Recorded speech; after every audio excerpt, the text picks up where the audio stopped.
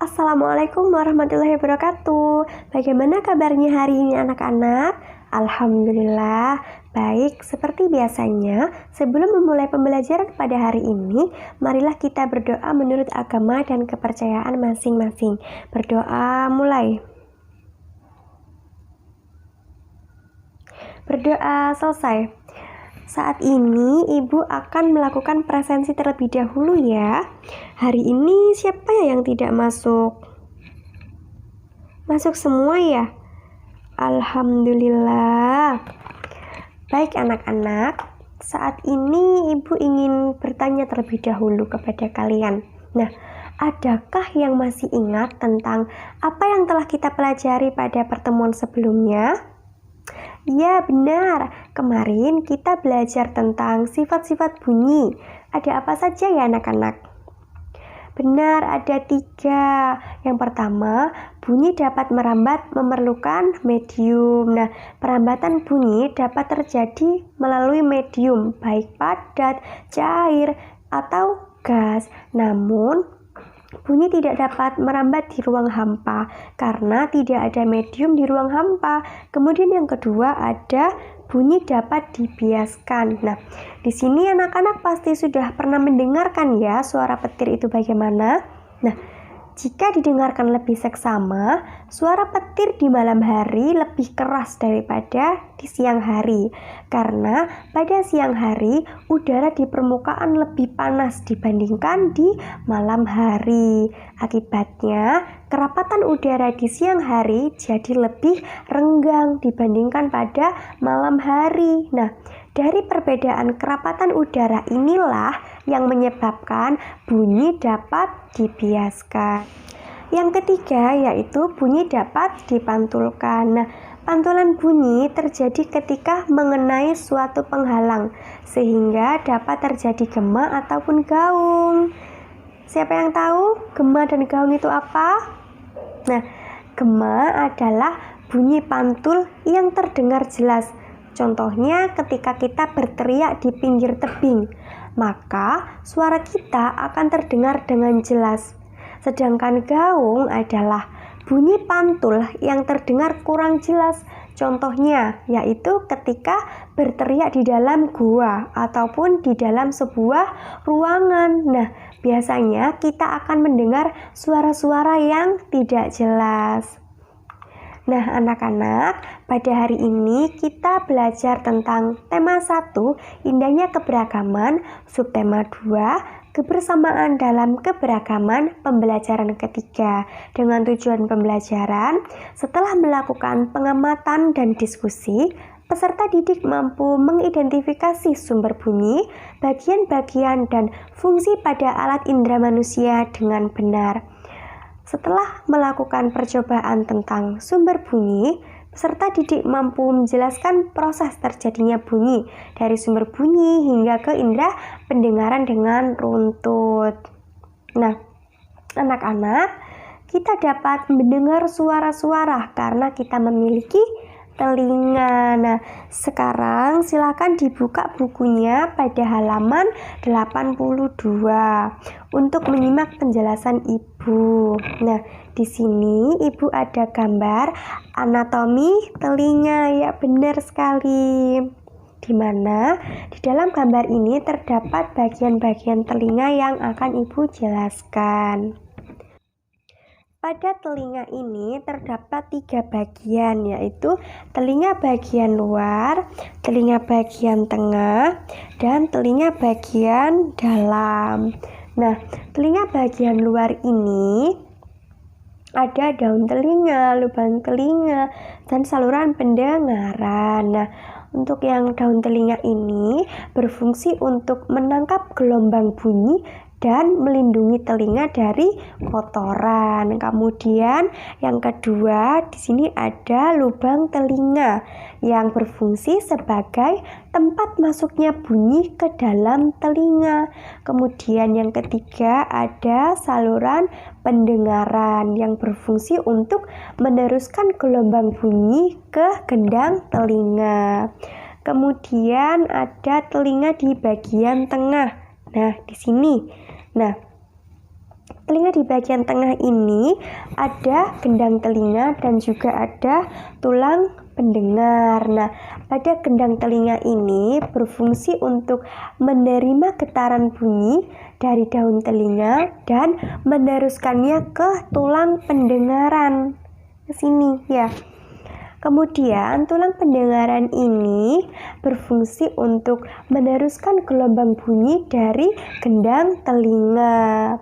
Kemudian pada bagian telinga bagian dalam yaitu ada tingkap jorong atau oval. Nah, ini itu berfungsi untuk meneruskan gelombang bunyi dari tulang pendengaran ke rumah siput. Kemudian ada tingkap bundar, yaitu berfungsi meneruskan gelombang bunyi dari telinga ke rumah siput. Nah, rumah siput ini berfungsi untuk menerima gelombang bunyi yang menjadi rangsangan bunyi untuk diteruskan ke otak. Nah, kemudian yang keempat ada saluran setengah lingkaran yang berfungsi sebagai alat keseimbangan. Nah, tahukah kalian bagaimana cara kerja telinga? Ada yang tahu? Nah, di sini Ibu akan jelaskan cara kerja telinga dari sebuah gambar ini ya. Nah, yang pertama, getaran dari sumber bunyi. Kemudian, gelombang bunyi ditangkap oleh daun telinga. Nah, kemudian gelombang bunyi ini merambat di lubang telinga sehingga bunyi dapat menggetarkan telinga. Getaran telinga ini dapat menggetarkan tulang-tulang pendengaran. Kemudian koklea menangkap getaran dan menerimanya ke syaraf pendengaran. Nah, syaraf pendengaran ini mengirimkan rangsangan ke otak dan otak akan menerjemahkan bunyi dengan benar. Adapun gangguan dan penyakit pada telinga ini, misalnya tuli, infeksi telinga akibat bakteri, terus kemudian rusaknya reseptor pendengaran atau terjadinya penumpukan kotoran di telinga. Maka dari itu, bagaimana cara untuk merawat telinga anak-anak? Nah, cara untuk merawat telinga yaitu kita bisa melakukan dengan membersihkan telinga dengan hati-hati agar tidak terjadi infeksi. Nah, sampai di sini ada yang perlu ditanyakan? Kalau tidak ada, silakan berkumpul dengan anggota kelompoknya masing-masing karena hari ini kita akan melakukan percobaan mengenai sifat-sifat bunyi. Yang pertama yaitu tadi apa? Bunyi dapat merambat memerlukan medium melalui benda padat ya. Nah, tujuannya yaitu mengidentifikasi sifat-sifat bunyi merambat melalui benda padat. Dan di percobaan yang kedua yaitu bunyi dapat dipantulkan menggunakan media alat musik yang dimainkan di ruangan.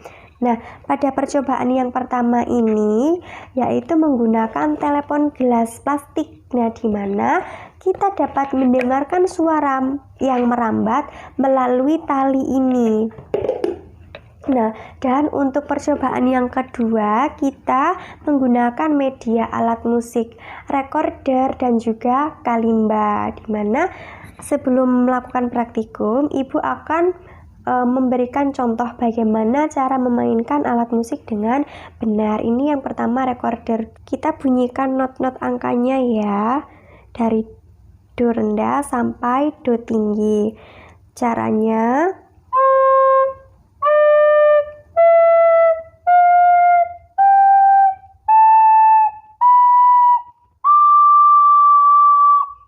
seperti itu. Kemudian cara memainkan alat musik kalimba yaitu dengan dipetik. Kalau yang tadi ditiup ya. Nah, ini ada kuncinya. Kita memainkan dengan jempol. Nah, seperti ini.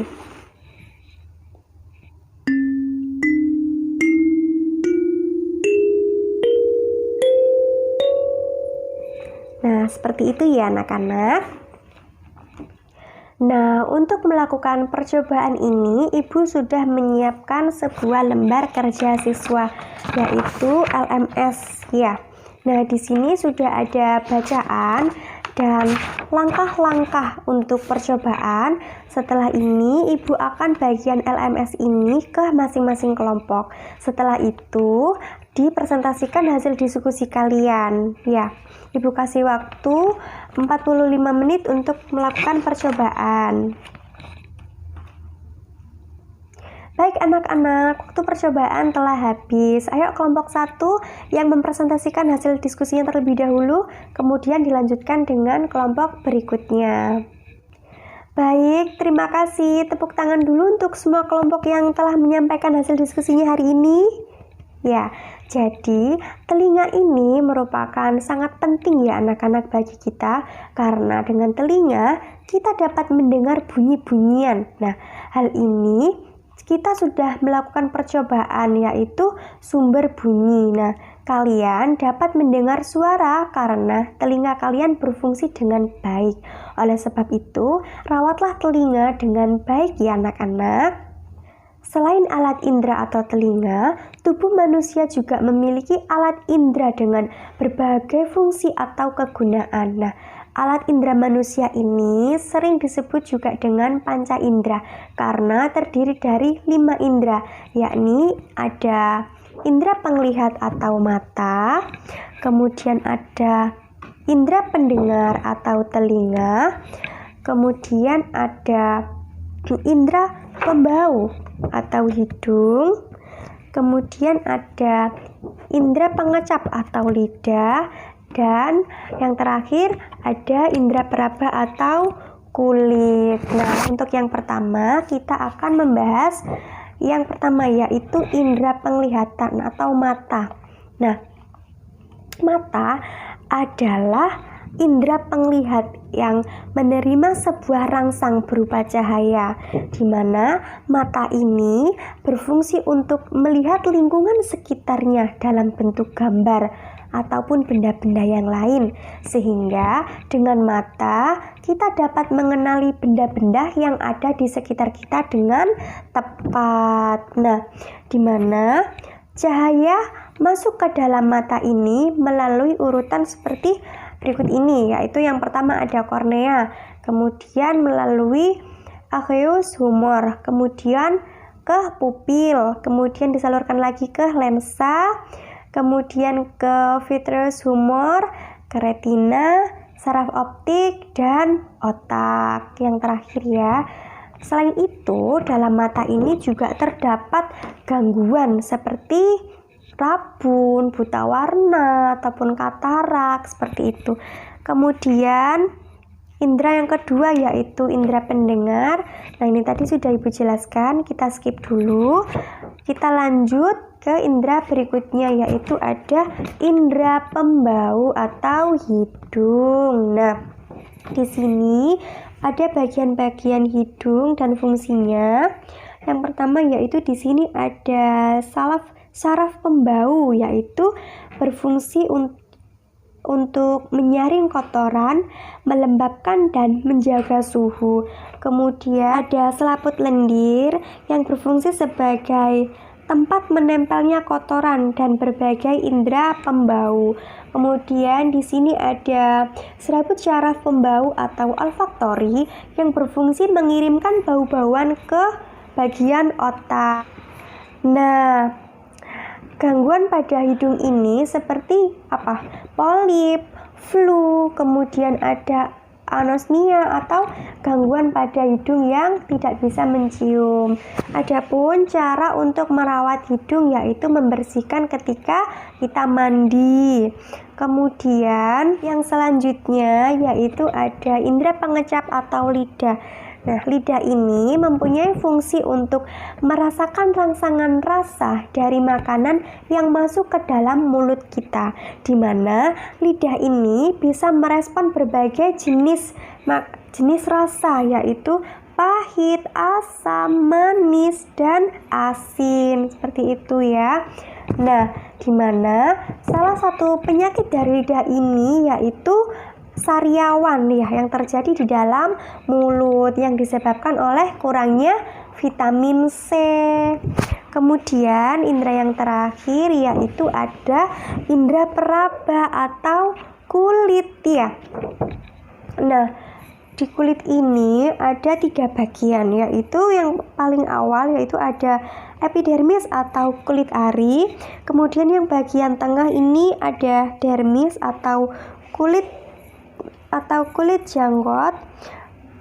Kemudian yang terakhir yaitu ada lapisan subkutan. Nah, seperti itu. Adapun penyakit pada kulit ini yaitu apa anak-anak? Iya benar, panu.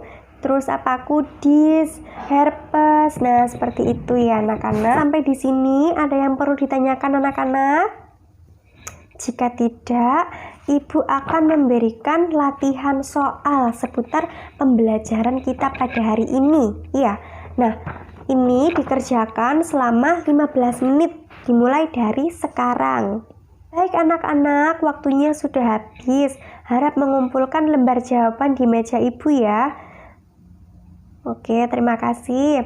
Sebelum kita tutup pembelajaran pada hari ini, marilah kita berdoa bersama-sama agar apa yang telah kita dapat hari ini bermanfaat buat kita semuanya. Berdoa mulai.